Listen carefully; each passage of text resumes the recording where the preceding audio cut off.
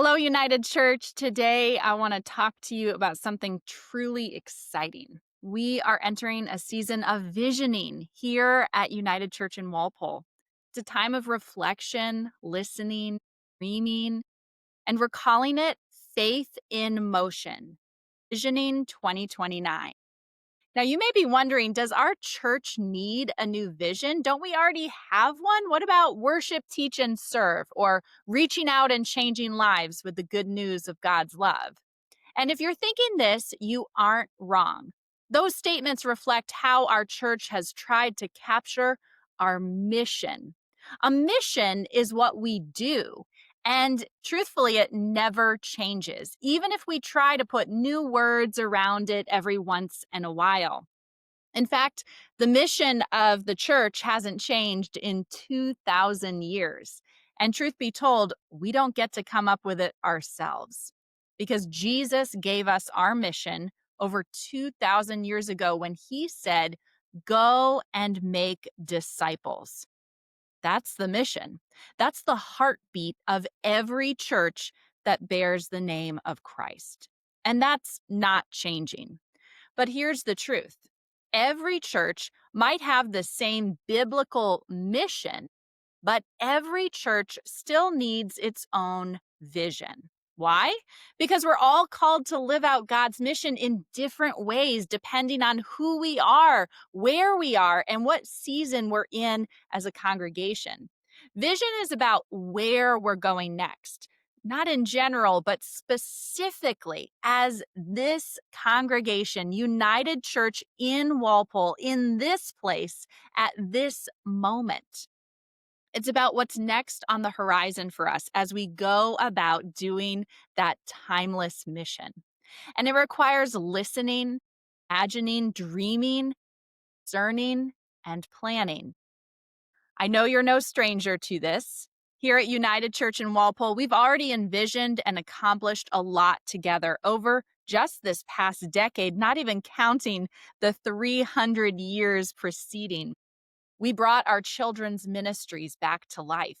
We started growing and adding new members at a rate this church hasn't seen in decades, if ever. We renovated our entire main church building and dreamed up new spaces that would invite the community in, create a place to nurture our spirits, and provide revenue and income to support our ministries for generations to come. In partnership with Bay State Community Services, we opened up Turning Point Recovery Center and oversaw the renewal and blossoming of life-saving ministries at our Barbara Moore House building. And we've done so much more on a programmatic and organizational level. I think it would be hard to find another mainline Protestant church out there that's done more revitalization and vision accomplishing work than what we have done here. But now there is more in the rear view than what is lying ahead for us. And that means it's time to dream again. It's time to imagine. It's time to ask God, what would you have us do next? That's why this process matters so much. We're not visioning because we're lost. We're visioning because we want to move forward with clarity. We want to be proactive about becoming the church God is calling us to be. So let's get into the particulars. What makes for a compelling vision that we can all get behind? Well, for starters, the time horizon needs to be clear. Our vision will just be for 3 years. We'll be determining what we want to be working towards so that in 2029, we will know if we've arrived there. Secondly, the vision statement will be short, just one sentence or even one phrase. Now, that's super hard to do, but if you've been around churches, businesses, and organizations long enough, you know that many of them go through these lengthy processes of creating word salads together that don't mean truthfully very much, and they don't help the organization go anywhere. The process can be nice, but in the end, it's kind of a waste of people's time because they end up with a vision that's too long, too generic, and too all-encompassing that it doesn't help anyone actually know Well, what are we supposed to do next? Now, we won't be making that mistake. But even though our vision will be specific, clear, and tight, we know that throughout the visioning process, we're going to learn far more than can be bundled into that one vision sentence because it's going to be coming from you all. And we'll harvest and learn and reflect back all of those learnings, even if they don't make it into the specific vision statement. Your voice is going to be heard no matter what. Still, the vision itself is going to be short, energetic, and clear. It will be specific to us as a specific church community. And most importantly, it's going to be energizing. It will help us to prune and plant wisely. It'll give us the focus we need to grow, not just in numbers, but in depth, in faith, and in impact. You see, no church that follows Jesus faithfully is ever meant to just stay the same or shrink. The church is meant to go and make disciples, to plant and to bear fruit. We're meant to grow out of control like a weedy vine, the Bible tells us.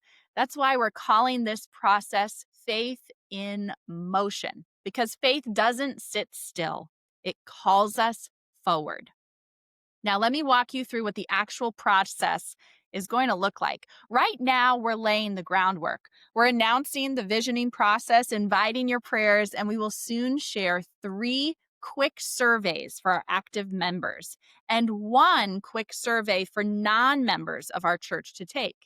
That data will be incredibly helpful. It won't get into the vision per se, but it'll be a pulse check survey of where we are right now and start getting our minds thinking about what we could become together.